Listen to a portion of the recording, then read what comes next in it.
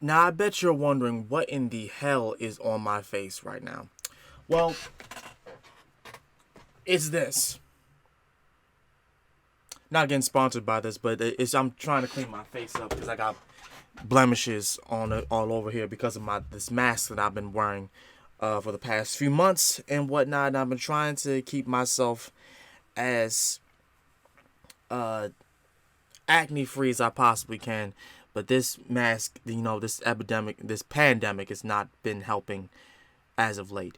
But in regards to that, welcome back to the Master Sakurai channel. The last time we did SCPs, it was about the Scarlet King and whatnot, and they kept mentioning Project Montauk.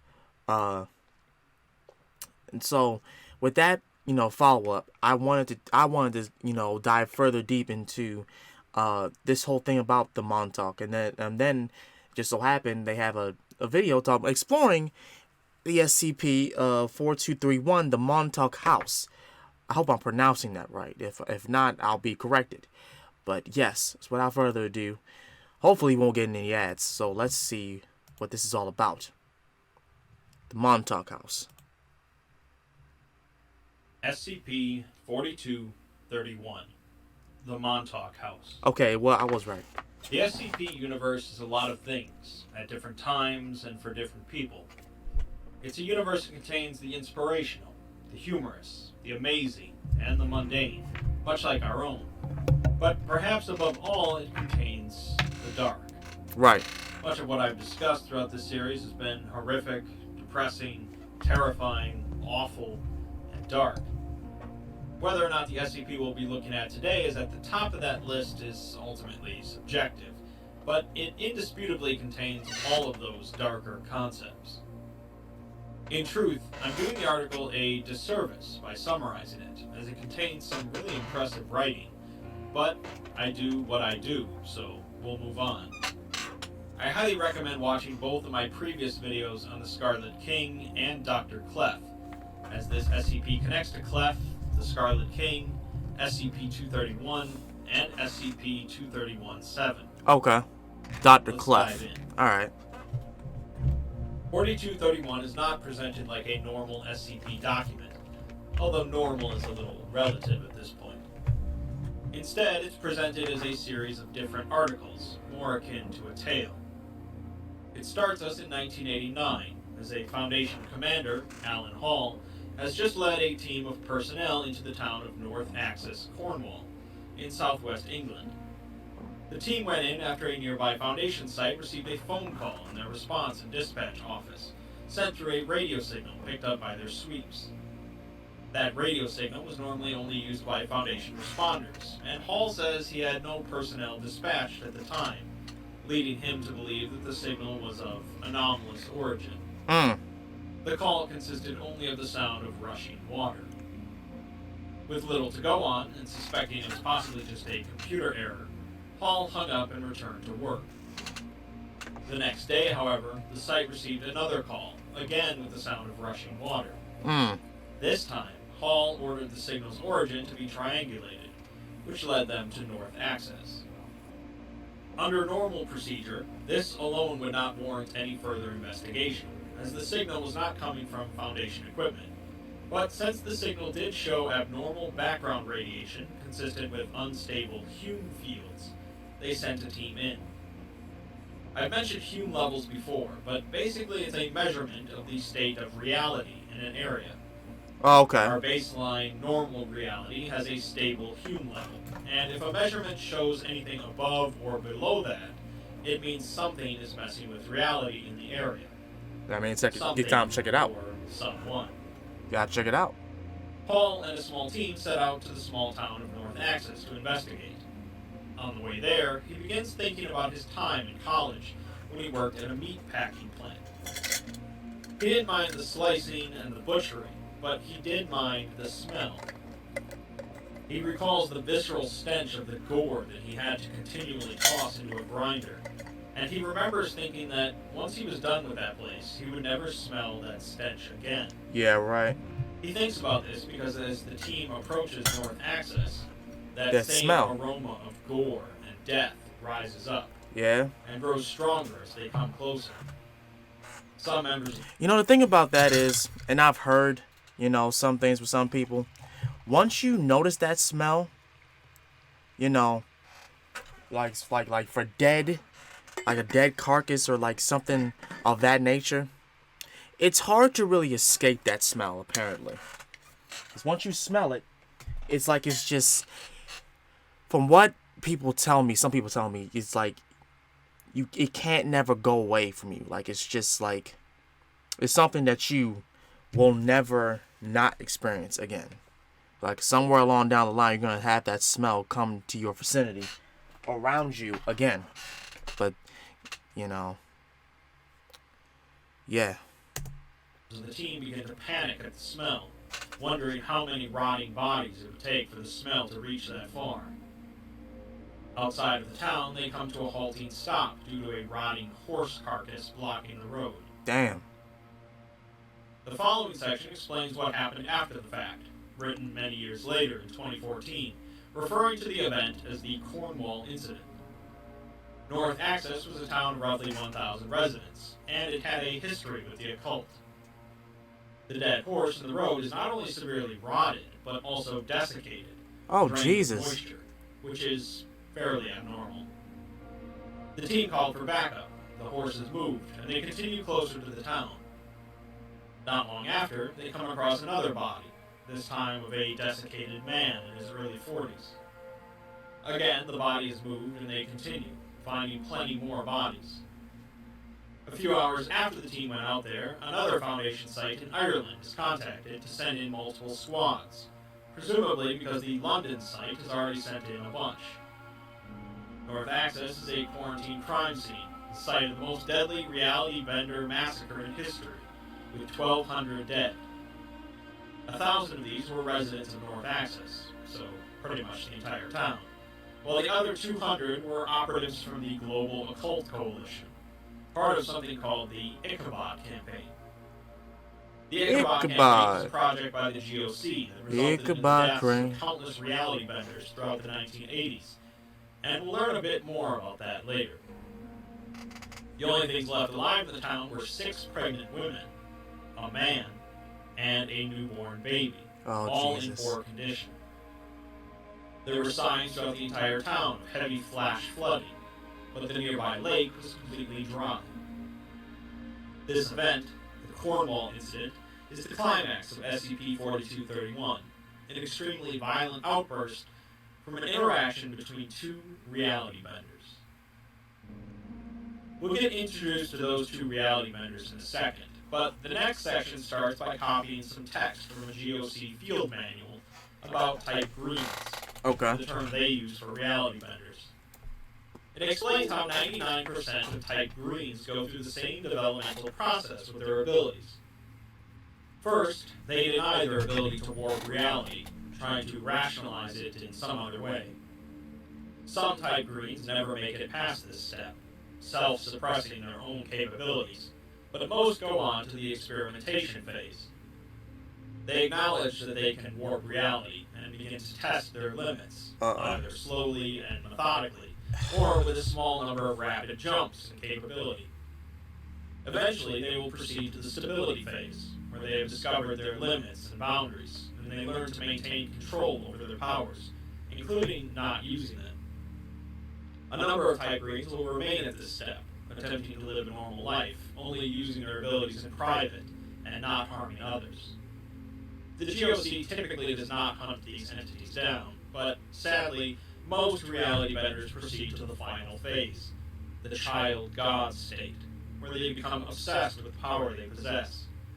They use their abilities for personal gain at the cost of others, exhibiting reduced empathy for other humans, inability to accept personal faults, and megalomania. So basically, they turn into that kid from the movie Chronicles, where like, at first he was denying it, then he, was doing experiments and whatnot, and then got to the point where he thought he was God. The apex predator, if you will. Yeah. That's the gist of it. The section ends by noting that teenage and young adult type greens will typically use their abilities for sexual purposes. Oh, God. Which leads us into the introduction of our two reality benders. Let me preface this by explaining that the relationship between these two young adult reality benders is manipulative, abusive, and unhealthy. Rather than going into intimate detail, like the actual article does, I'll attempt to summarize the situation without making things too heavy.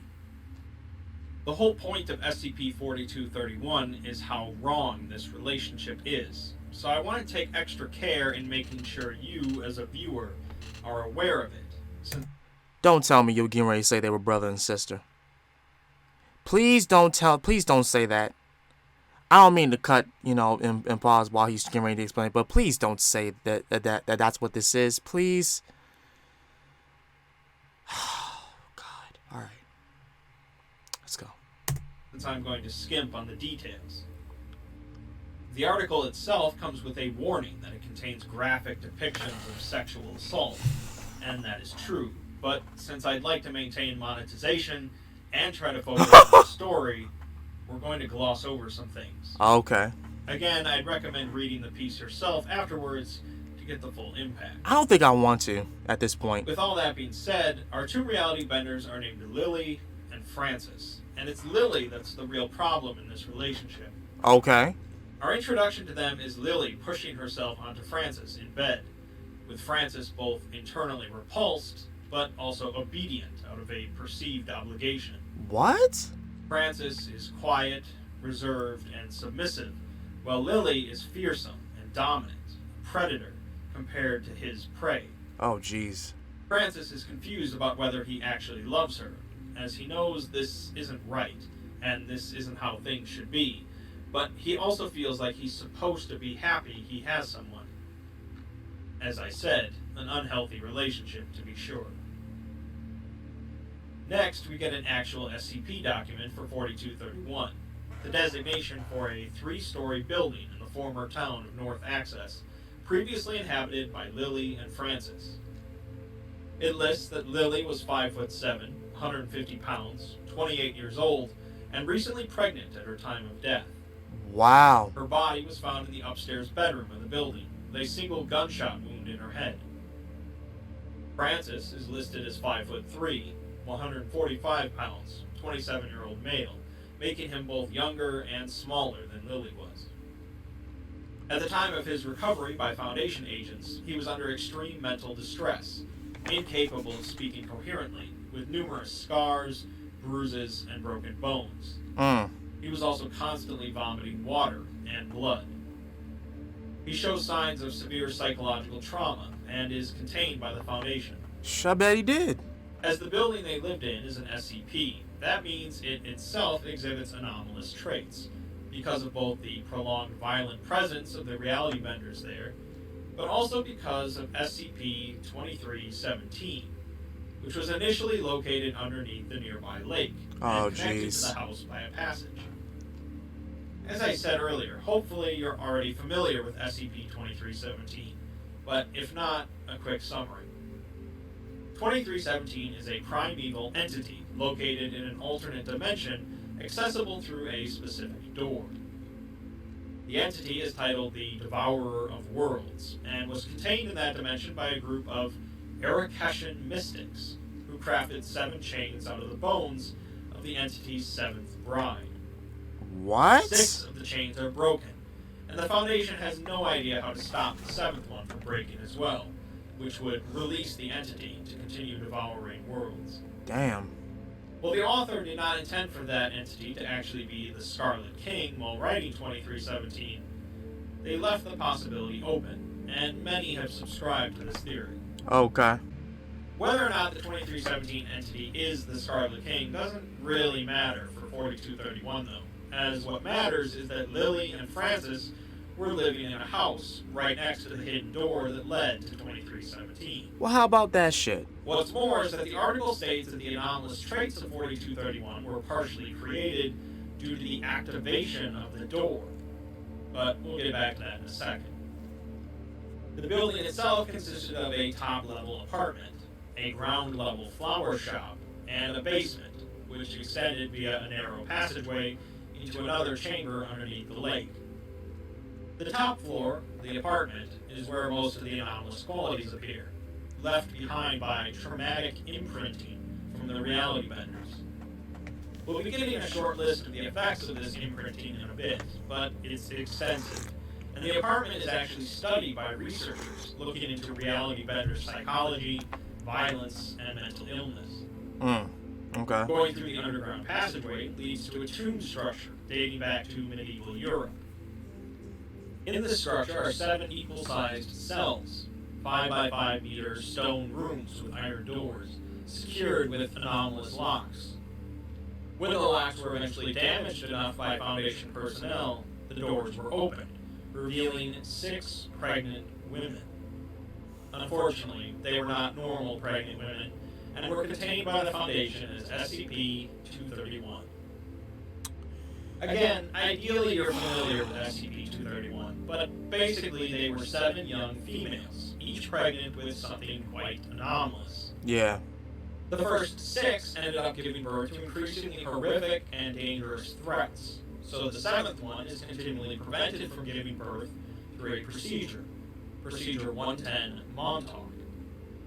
And that's where we were with the story. In the original article, left only to imagination, as being something utterly reprehensible.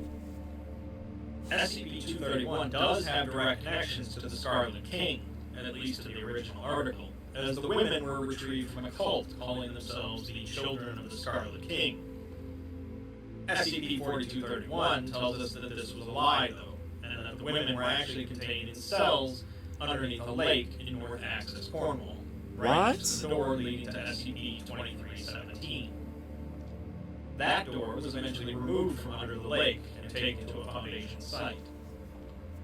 The last room in this tomb is filled with hundreds of different artifacts, notably exactly 500 human bones decorated with strings and fabric, 7 heavily decorated ritual altars, and elaborate carvings of a one-eyed, horned beast, believed to resemble 2317. Okay. Additionally, the hallway connecting all these rooms is covered in carvings depicting scenes from the Arakash Codex, a book mentioned in the 2317 documentation that explains how the mystics contained the entity in 1894 BCE. As the house was built in 1974, and the tomb dates back to medieval Europe, it's unknown how it came to be attached to the house. The Foundation suspects that the tomb might actually be an intricate replica created by Lily, based on text in the Arakash Codex. Okay. Let's piece some things together then. There's no doubt that Lily was involved with the containment of the 6 pregnant girls, as well as the 2317 entity. If we believe that she replicated the creation of the tomb based on the Arakash Codex, it raises a lot of questions. Indeed Where it did does. she find the Codex? Where did she get the girls? And what exactly was her goal? Right. The 231 document makes it clear that there were 7 girls involved, but here we only have 6 pages. I won't get ahead of myself, and you might already know what the implication means, but let's move on. I have some suspicion. We get a short section that took place on December 2nd, 1988, around 9 months before the Cornwall incident. Lily is recently pregnant, and Francis wanders away from bed, feeling disconnected from his own body. He opens the bedroom door to find that there's nowhere else to go. The rest of the apartment doesn't exist, and he ponders if it ever existed in the first place. He is trapped, whether physically or mentally, it's irrelevant. We then see a list of various anomalous effects present in the apartment of SCP-4231. These are imprints left behind by the interactions between the 2 reality benders, auditory and physical phenomena continually recreated from past events. These phenomena include audible arguments, passing insults, degrading comments, and violent outbursts, including the death of a cat. This is perpetual evidence of the abuse that Francis suffered from Lily, imprinted onto the house through subconscious reality bending. truly believe that they were related. They have to be. Like, she's the older sister, and she took advantage of him because he's the little brother. It makes too much sense, like, so in my point of thinking, because why would he be so repulsed by the fact that he's having sexual relations with her, but at the same time feeling as though he can't live without her? They gotta be brother and sister. They have to be. Which makes it even more sick to even think about. That's sick. And they're both reality benders? No.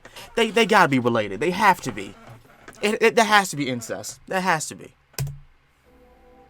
Sometimes the house itself will physically alter, with hallways extending indefinitely, or the apartment replicating itself upwards over and over for 80 hours.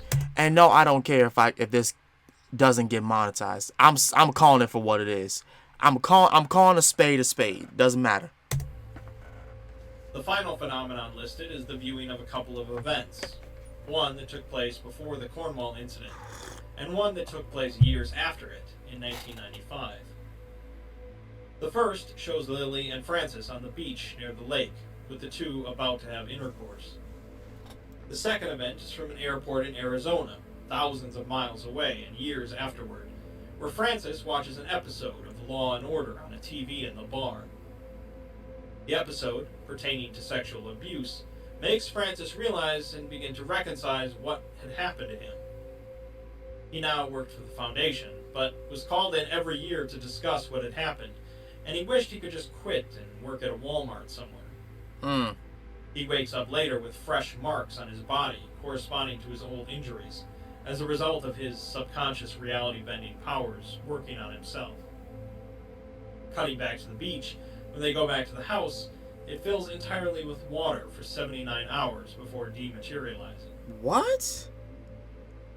The next section is from a confiscated document, meaning that it wasn't written by the Foundation, titled The Curious Case of SCP-4231-B, referring to Francis. Francis apparently had trapped himself at the top of the house with his newborn baby during the Cornwall incident to escape the floods. After being interviewed, it was ascertained that he was unaware of SCP-231, 2317, and even the anomalous imprinting on the house.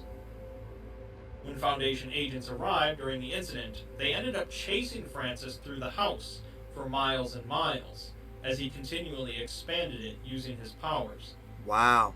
Eventually, they smoke him out with sleeping gas and contain him.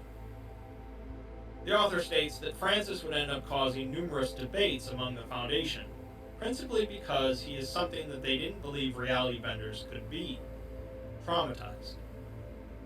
He vomits water because of the flood he tried to escape from.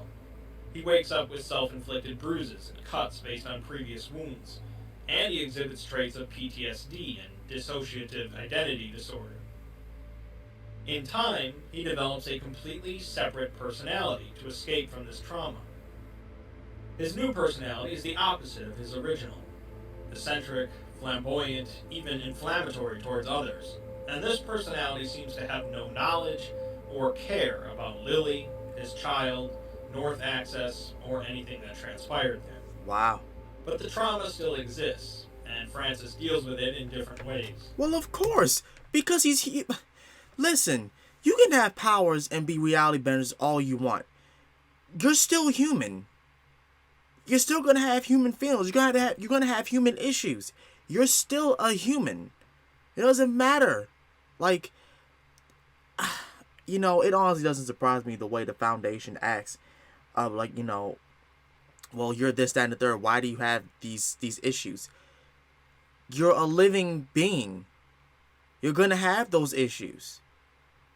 Like, forgive me if the All Five Council is just without emotion or care in the world, but like, that's the way it is. During initial treatment by the Foundation, Francis asks to not be filmed, and in fact to remain completely anonymous throughout the investigation. Oh, wow. The Foundation, being the Foundation, of course, refuses, so Francis uses his abilities to obscure his face from any form of recorded media. Good. The Foundation continues to refuse any of Francis's requests for anonymity, privacy, and abstaining from physical contact. I don't know why, because During the first 2 weeks of containment, as the Foundation continues to bombard Francis with tests and interviews about what happened, his mental condition significantly worsens. In short, they treat him more like a test subject than a person, yeah. and eventually Francis stops allowing it. While this does involve him using his abilities to block his face from cameras and breaking equipment, it mostly involves his new personality refusing to cooperate with any of the Foundation's inquiries and tests. He rips out IV lines and patches, deliberately insults and belittles staff, and refuses all medication and therapy to help his condition. Shit, I would too. He still suffers from night terrors and panic attacks, but as soon as any staff come to assist, he brushes them off. We see that this confiscated document was written by someone named Lady Agora, who claims that she is a sigil master, translator, and worshipper of many. We'll hear from her again. Okay. We then get a series of emails exchanged between the O5 Council discussing Francis. As expected, their tone is cold, clinical, and discompassionate. Yep. They refer to Francis's outbursts as civil disobedience, rather than recognizing that they are the cause of his worsening problems. Right! They do recognize that he has a high degree of control over his reality-bending abilities, and begin to discuss whether or not to contain him. After all, a reality bender with their powers in check could be a valuable tool. They mentioned that he had worked with the GOC as part of the Ichabod campaign under the code name Ukulele. If that doesn't ring some bells for you, then I'll assume you haven't watched my video on Dr. Clef. No, I have not. If it, I need to look at that. Dr. Clef. Like, I know you guys, recommend me SCP videos all the time. I know you do. But every time these videos mention other videos, I get lost. Like, because there's so many different SCPs. There's so many that I can look at. There's so many to choose from. Like, I really have to go through all the comments of the recommended video y'all be giving me and the ones on my list and just categorize them. I'm gonna have to do that. It's not clear by now, Francis is Dr. Clef. Are you Or at serious? least one depiction of him. While a lot of details about Dr. Clef are pretty fluid, there are a few generally concrete things. One is that he is anomalous. 2 is that he used to work for the GOC. And 3 is that he's a bit of a jerk. We can check all those boxes for Francis now with his new personality, but there's more to be gleaned here. It's often mentioned that when Dr. Clef was younger, he was in a relationship with another anomalous entity, and fathered a young girl. Alright, who it ended is up in him. custody. Well, it's generally accepted that this entity was some sort of goddess. The exact details are a little murky, partly because Clef tends to lie about a lot of different things. Although Clef isn't usually depicted to be an actual reality bender, 4231 reconciles this fact by claiming that Clef views his abilities as a medical disability more than anything else, meaning that he self-suppresses his capabilities. An 05 says that Francis had a really solid kill record under his belt while at the GOC. Damn. So good that it bordered on obsessive, and his later kills were pretty gruesome. This means that while Francis was in a relationship with a reality bender, he was also out working for the GOC, gruesomely killing hundreds of reality benders. It seems that he was taking out his internal frustrations with Lily on others. Wow. The 05 says they toxic. don't know who the abusive one was in the relationship, Yeah. despite plenty of Think evidence about it that proving way. it. They also refer to Lily as SCP-231-1, meaning that the Foundation is assuming she was one of the 7 pregnant girls. The birth of Lily's child apparently started the Cornwall incident, again, according to the Foundation. Wow. Another 05 corrects the previous overseer about the abuser, telling them that Lily was pretty clearly the orchestrator of this entire thing. Another retorts that they don't trust Francis and his testimonies about what happened, because he ended up murdering Lily. They believe that it's possible Francis orchestrated this entire thing as a cover-up, including the traumatic imprinting. They suspect that Francis is playing the Foundation, but another says that if he was, they'd be able to tell, Yeah, and they'd already be dead. exactly. They move on, wondering about the other pregnant women they found, and whether or not Francis was involved with their impregnation. Ultimately, they go back to whether or not to contain Francis, and if they don't contain him, then whether he has a right to his child, or to bury Lily. They decide these are issues for the Ethics Committee, and mention possibly looking into adoption options for the child in the Cornwall area. Clef's child, of course, turns out to be SCP-166, the teenage succubus, later picked up from a convent in Cornwall, England. Oh, Jesus. 05-1 says that it seems Francis really isn't their main concern at the moment, but rather SCP-231, and they must ascertain the Montauk ritual from the Arakesh Codex as soon as possible. Let's discuss the Montauk ritual then, or rather the Montauk procedure. Let's talk about it. I mentioned it earlier as the horrific procedure carried out on the last remaining SCP-231 girl in order to prevent her from giving birth. There have been a number of different tales written about the procedure, including the idea that the procedure itself just involves reading the girl a bedtime story, and all that really matters is that people believe it to be a horrific procedure. The next section is another confiscated document written by Lady Agora, this time about SCP-231 and the Montauk procedure. Agora doesn't jump into talking about the procedure though, but instead discusses the extreme care and attention to detail that the Foundation takes when designing containment chambers and containment procedures. She makes a note that most people don't really care about how something is contained, but rather what is being contained. Agora goes on to explain how much time and effort goes into each containment procedure, far beyond what is shown in each SCP document. And while even I generally gloss over containment procedures when presenting SCPs in these videos, they are sometimes extremely vital to understanding an anomaly. Yeah. SCP-2845, the deer, for example, is an anomaly with extensive and elaborate containment procedures more akin to rituals than science. Agora explains that the Foundation often bridges the gap between science and religion, measuring pig's blood with graduated cylinders in a prep room, and raising purebred black cats for the specific purpose of slaughter. Jesus. She notes that the Foundation is more ruthless and exacting in their rituals than any group of worshippers in the outside world. That's saying brings her something. to discussing SCP-231, an anomaly focused around the ritual enacted regularly to contain another horror. She doesn't provide any specific details about Procedure 110 Montauk, as the details don't really matter. She does, however, go over what we know about the procedure. The fact that the ritual requires 2 sets of staff, one set to carry out the procedure, and one set to watch. These staff members are taken to the location of SCP-231 while blindfolded, utilizing a number of different modes of transportation and several different routes.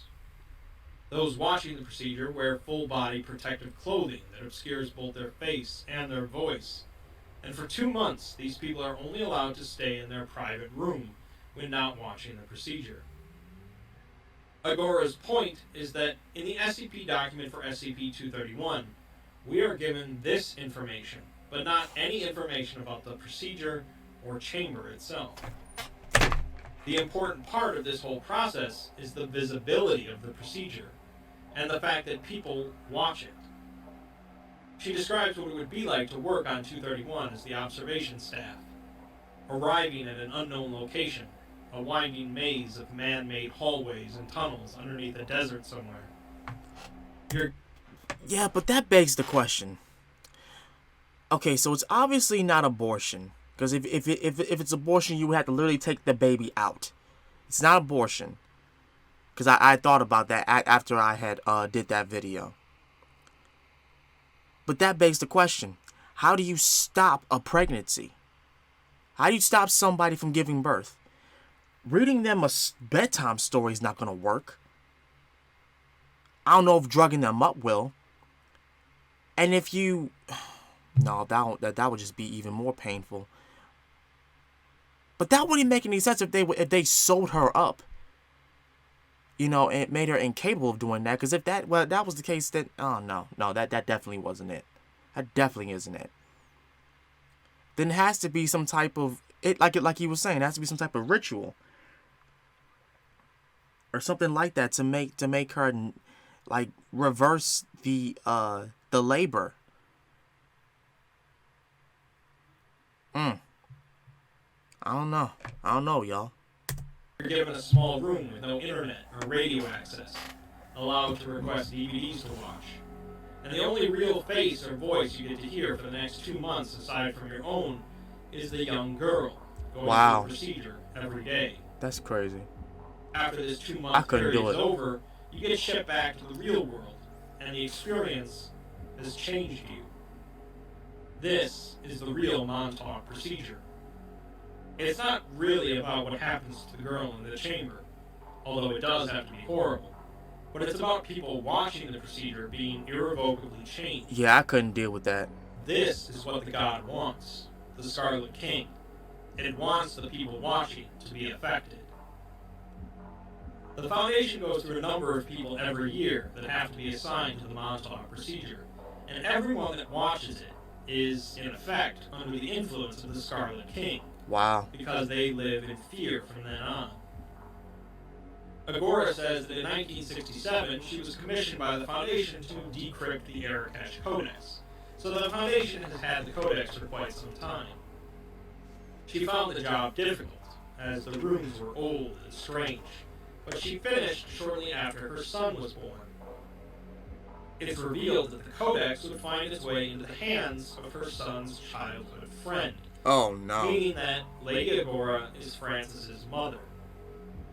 She had raised him to never use his abilities, and eventually fled. Wait a minute, hold on. What did he just say? Childhood friend. Meaning that Lady Agora, old and strange, but she finished shortly after her son was born. It's revealed that the Codex would find its way into the hands of her son's childhood friend, meaning that Lady Agora is Francis's mother. She had raised him to never use his abilities, and eventually fled from something, abandoning him. She finishes by saying that her fear is that Procedure 110 Montauk is not about preventing the children from being born, and it never has been, but instead is about making enough people fearful, and then the Scarlet King can break the chains whenever he wants to. Oh, wow. The next section is from someone at the Foundation writing about the GOC's Ichabod campaign, to kill reality benders prematurely. Before the Ichabod campaign, most reality benders were left alone until they caused a problem, such as the disappearance of someone important or a string of murders. In the late 1950s, the first cant counters were developed, allowing the measurement of an individual's capacity for reality bending. The Ichabod campaign was a logical next step, because if you could prevent a reality bender from reaching phase 4 and really causing problems, then why not stop them earlier than that? Okay. Since most reality benders ended up causing problems. The Foundation didn't agree with it and didn't condone it, but they also didn't stop it either, because the Ichabod campaign was effective. Sure, it wasn't ethical to commit genocide just because 99% of reality benders ended up causing problems at some point, but it ultimately made everyone's lives easier. Did it? The Foundation official explains it like this. Animal rights activists speak out constantly about mice being used for research purposes, but never speak out against people using mousetraps in their homes. That makes sense. Because mice are pests, causing death through disease and damage to buildings. Some people in the anomalous community speak out against reality benders being contained and their bodies being used for various purposes, but they don't speak out against the Ichabod campaign, because reality benders in the wild cause problems. Due to this, the Ichabod campaign is still going on, although they have tightened the regulations. Wow. In its heyday, 75% of all reality benders across the world were killed, with the average lifespan of a reality bender being 8 years old. What? In the mid-1980s, That's terrible. Francis was a GOC agent during the Ichabod campaign, and we have a segment about him at a bus station after a recent mission. He washes the blood off of his arms and signs himself up for another mission so that he doesn't have to go home. He calls up Lily, as he always does, though, and she calls him a liar about something for the millionth time.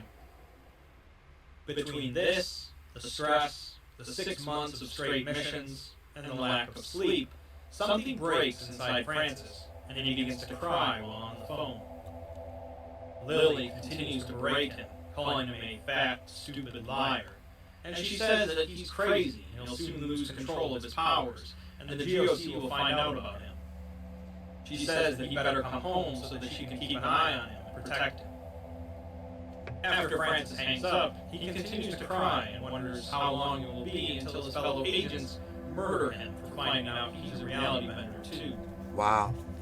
He can feel that things are changing with Lily and with himself, and he ponders if it's her that's changing into another one of those monsters that he's being paid to kill, or if it's him that's turning into a monster.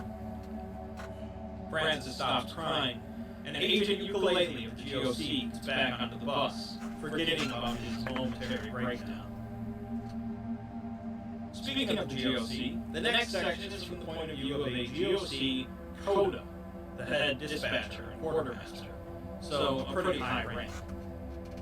This Coda had been overseeing the Cornwall mission over the last 9 months, which started with sending in a few agents to check out some abnormal radiation in North Axis.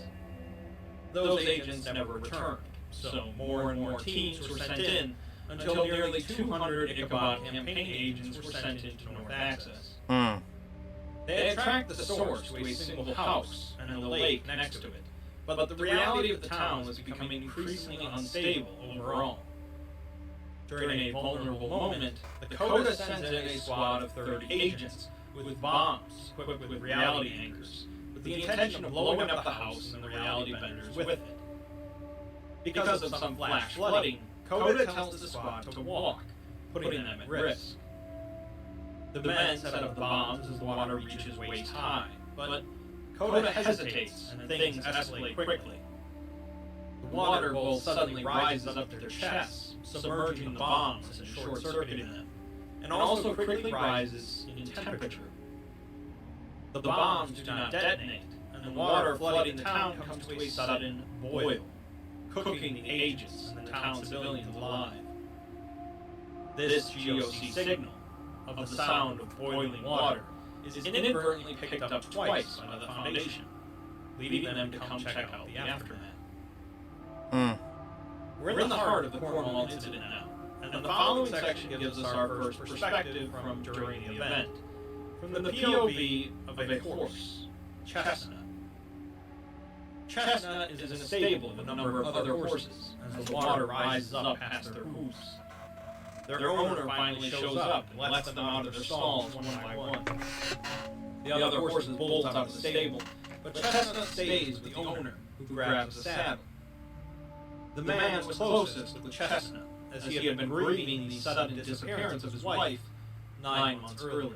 Oh, wow. As you might suspect, his wife had been abducted by Lily as part of her rituals.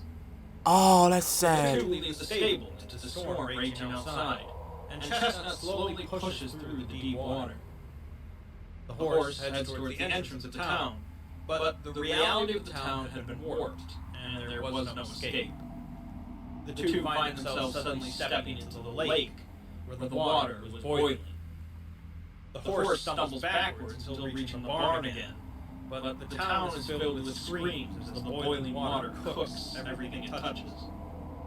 Eventually, Chestnut and her owner succumb to the water as well. Damn. We switch to Francis's perspective during this time, as he helps Lily give birth to a baby girl, oblivious to what's happening to the town.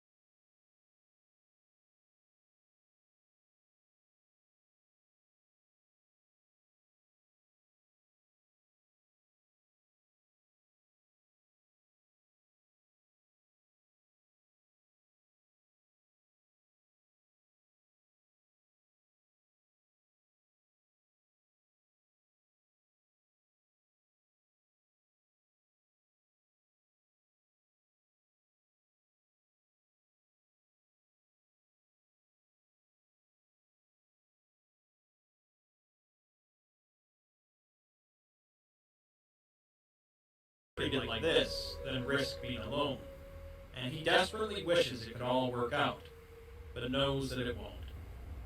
She gets distracted by the sound of the water and turns, saying that she needs to tell Francis something.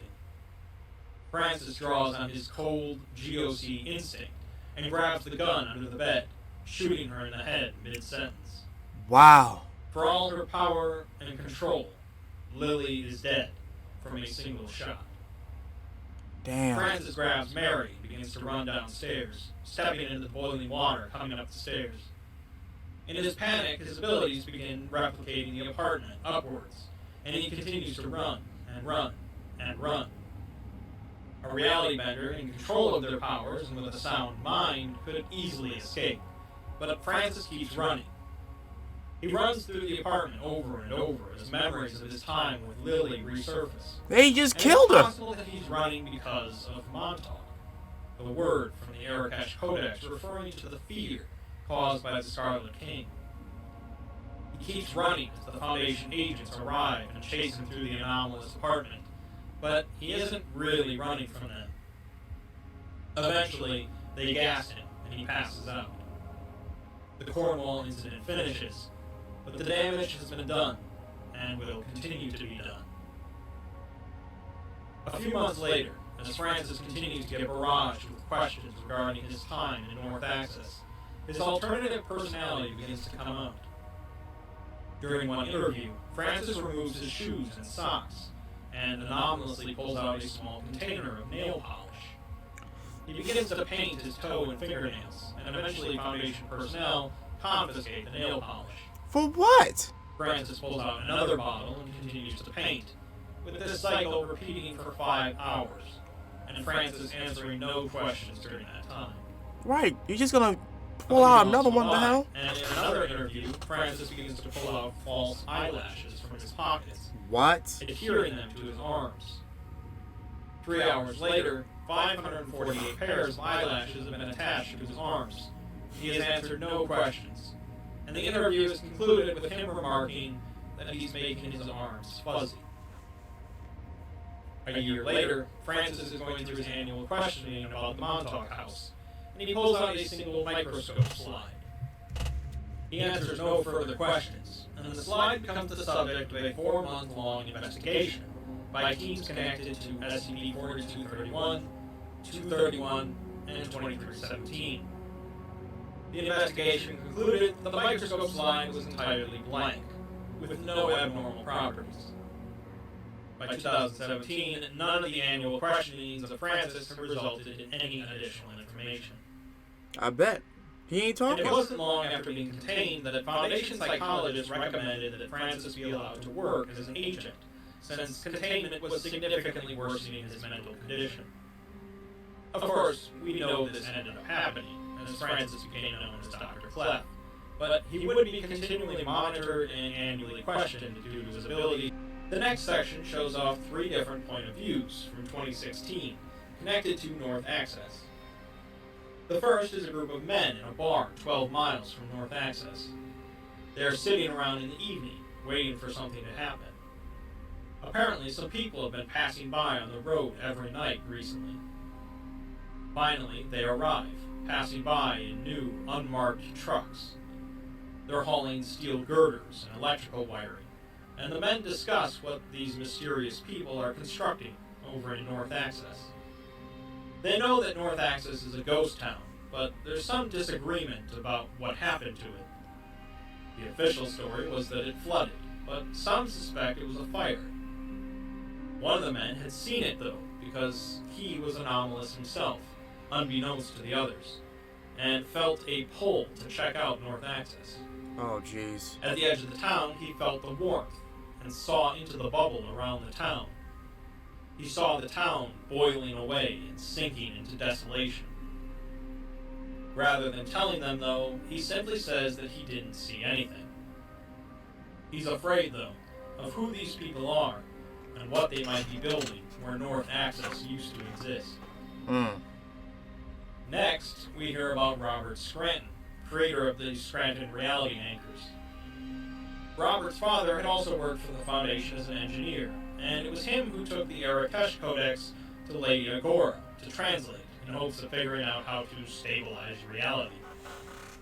His father hadn't quite succeeded, leaving the project to Robert.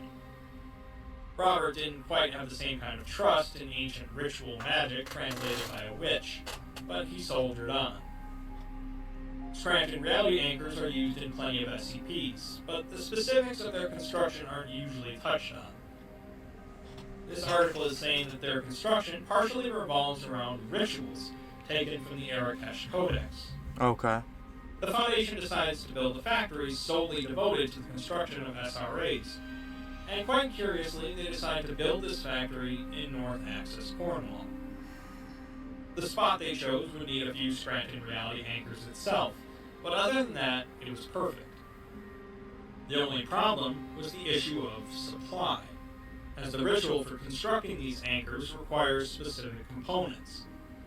Robert wasn't exactly sure how they were going to get these components, as he mentions that so far they've just been using old supply from the 80s, but it was running out. Now, in this video, where have I mentioned the decade of the 1980s before? If you answered the Ichabod campaign, you'd be correct. The ritual components necessary for the construction of Scranton reality anchors come from the deceased remains of reality benders. Oh my god. We then get taken back to Coda at the GOC, as he sits next to the head of the GOC in a facility. The two sip tea as they listen to various radio signals from around the world. GOC agents going after reality benders. The head of the GOC mentions that he's been thinking about relaunching the Ichabod campaign, presumably with the same intensity as in the past. How interesting that at the same time that the Foundation is desperately in need of dead reality benders, the GOC is thinking about relaunching a campaign to slaughter reality benders. That's crazy. Coda immediately says no, to which the other man asks if he's worried about another Cornwall incident. You should. Coda goes into a monologue about the ridiculousness of calling 1,200 people being boiled alive an incident. He's obviously still pretty sensitive about sending his men into North Axis and having to listen to them being cooked. Yeah, that's disturbing. He asks the man if he wants a second Cornwall. The head of the GOC says that if Coda does his job right, there won't be a second Cornwall. Sounds like the Ichabod campaign is back on. Wow. The penultimate section is back in 1989, with Lily and Francis sitting in their apartment. Lily continually asks Francis to tell her the truth about something, but Francis just continues to cry, pleading that he doesn't know what truth she wants to hear. Much later, he ponders how much self-awareness she had about what she was putting him through. 30 years later, Dr. Clef was in a better place, barely thinking about North Axis aside from occasional nightmares. He was good now, or as good as Dr. Alto Clef could be. Yeah. The final section is from an aquatic containment chamber somewhere in the Pacific Ocean. The point of view of this section is from a Scranton reality anchor, number 4345, who had recently woken up. There was a consciousness inside of this anchor, and it wonders if the other nearby anchors are awake as well. It doesn't know how long it's been awake, or how long it had been there, or what it was before this. It does know that it hadn't always been here in the ocean, and after a few years of bobbing in the water near the ocean floor, it finally pulls free a single memory from a previous life. Wow. It remembers a house. Yes, Lily was turned into a reality anchor, and she's gaining awareness back. In the section of 4231 that discusses the tomb underneath the lake, there is some hidden text, an excerpt from the Arakesh Codex. In the interest of making this video even longer, I'll read it verbatim. In a life before now, I was a powerful beast enslaved to a village, for whom I pulled carts of grain. I was fed and housed and walked among them, but was but a creature speaking their tongue, for which I grew dissatisfied.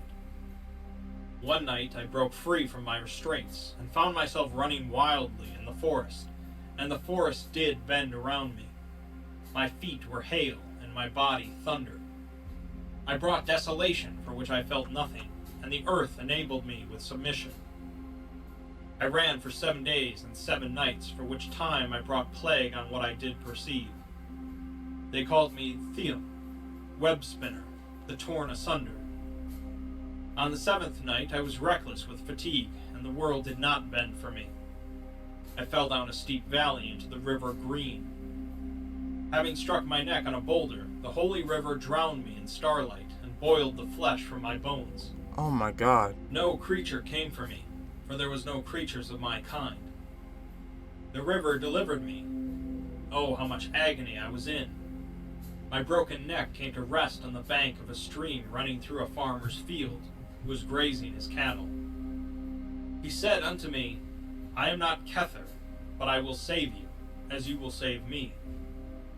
He read a holy passage of the green, and carved into my broken neck words of forgiveness, then wrapped it in cloth and twine. I protected his family for 4 generations. Spirit nor creature dared challenge me. The 4th generation blessed me and thanked me and delivered me unto the holy flame. Wildflowers did bloom in my ashes. My power returned to the earth, and I rested soundly. Mercy, mercy, mercy. Great is the red God who binds his angels to the waters. May heaven be merciful on my bones until the Lord pulls upon my yoke once more. Basically, this text describes a reality bender who was enslaved by a village to do their labor. I was going to say that, yeah. One day it broke free, causing desolation in the region using its powers. Finally, though, through an accident, the reality bender died, but maintained awareness.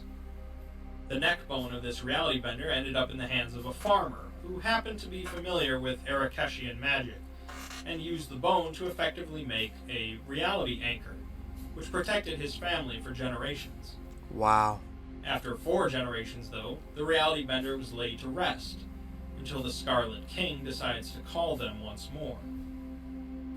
This text presents some worrying problems for the Foundation, who will almost certainly attempt to utilize the anchors for more than 4 generations. Oh yeah, of course. And the fact that the Scarlet King apparently has influence over these anchors. What's more is the problem with SCP-231, the girls that underwent the Montauk procedure until only one is left now. I said earlier that the Foundation assumed that Lily was the first of these girls, mentioned in the SCP-231 document as the girl killed during the initial raid.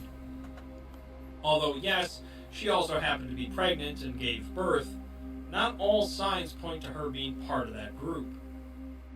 According to the author, it's possible that Frances is actually one of the SCP-231 members, because who says that they specifically have to be girls? Right. That's another The thing. idea that the concern is the children being born is what the Foundation believes, but these are ancient rituals, roughly translated by a witch, so it's impossible to exactly say how everything connects. This, of course, gets even more confusing for readers when you have to juggle multiple different canons and tales.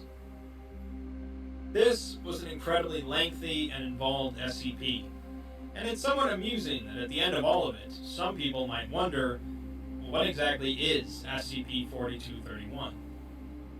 Based on the title and the way the text describes it, you'd say it's the house itself. But the house is of such relatively small significance compared to the other elements of this story. It's a rare SCP that combines so many different anomalous concepts into one, pulling from multiple different other SCPs and concepts, incorporating hidden text and interpretation. It's a divisive SCP, to be sure, Yeah. due to its complexity, its length, its format, and its concept, but it's undoubtedly impressive.